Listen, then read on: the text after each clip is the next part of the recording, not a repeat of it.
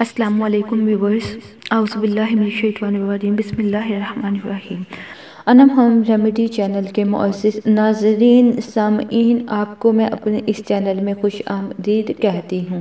Video کا آغاز حضور پاک صلی اللہ علیہ وآلہ وسلم کی بارگاہ رسالت میں درود شریف کا نذرانہ پیش کرنے سے کرتے ہیں۔ آئیے مل کر پڑھتے ہیں۔ بسم اللہ الرحمن الرحیم۔ اللہم صلی علی محمد وعلی آل محمد کما صلیت علی ابراہیم وعلی آل ابراہیم انک حمید مجید۔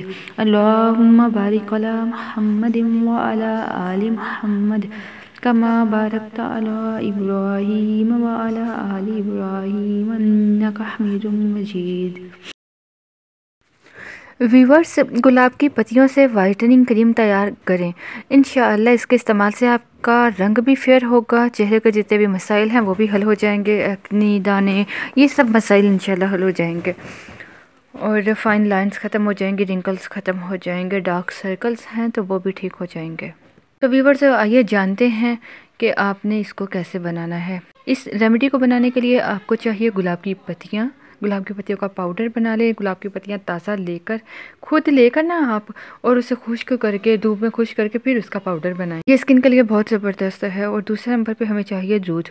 دودھ آپ کو پتہ ہے اسکن وائٹننگ کے لیے، اسکن کو سافٹ اور ملائم بنانے کے لیے اچھا ہے، اسکن کی پرابلمس کو ٹھیک کرنے کے لیے زبردست ہے۔ اور تیسرے نمبر پہ جو چیز ہمیں چاہیے وہ ہے چاول کا آٹا۔ چاول لے کر اسے اچھی طرح پیس کر اس کا باریک سا پاؤڈر بنا لیں۔ چاول آپ کے داغ دھبوں کو ختم کرتا ہے، ایکنی سکارز کو ریموو کرتا ہے، اور آپ کے رنگ کو گورا کرتا ہے۔ نیکسٹ میں آپ کو چاہیے لیمن۔ لیمو اسکن برائٹنگ کے طور پہ کام کرتا ہے، اسکن بلیچنگ کے طور پہ کام کرتا ہے، اور یہ بھی آپ کی اسکن کو برائٹ بناتا ہے۔ اس کے علاوہ آپ نے وٹامن ای کا آئل لینا ہے، یا vitamin E capsule, Evion capsule 400 mg لے لیں۔ تو ویورز اس وائٹننگ کریم کو کیسے تیار کرنا ہے، آئیے شروع کرتے ہیں۔ ایک باؤل میں ویورز آپ نے 1 چائے کا چمچ چاول کا آٹا، اور اس میں آپ نے 1 چائے کا چمچ دودھ ایڈ کرنا ہے، یا حسب ضرورت جس سے اس کا پیسٹ بنے، اور آدھا چمچ آپ گلاب کی پتیاں ایڈ کر لیں، یا گلاب کی پتیوں کا پاؤڈر ایڈ کر لیں، اور ان سب چیزوں کو اچھی طرح مکس کریں، اور اس میں آپ نے آدھا لیموں کا رس ایڈ کرنا ہے۔ اس کے علاوہ آپ نے لاسٹ میں اس میں 1 Evion capsule, vitamin E capsule 1 add کر لیں، ٹھیک ہے۔ اس کو اچھی طرح مکس کر کے اچھا سا اس کا مکسچر بنا لینا ہے، یہ کریمی فارم میں آ جائے گا۔ اس کو اچھی طرح مکس کرنے کے بعد تھوڑی دیر کے لیے رکھ دیں۔ اگر یہ تھک ہو جائے، گاڑھا ہو جائے، تو اس میں تھوڑا سا اور دودھ ایڈ کر لیں، ٹھیک ہے۔ تھوڑی دیر آپ اس کو رکھ دیں تاکہ ساری چیزیں اچھی طرح سے یکجان ہو جائیں، اور اسے اپنے چہرے پہ لگا کر ہلکے ہاتھوں سے مساج کرنا ہے۔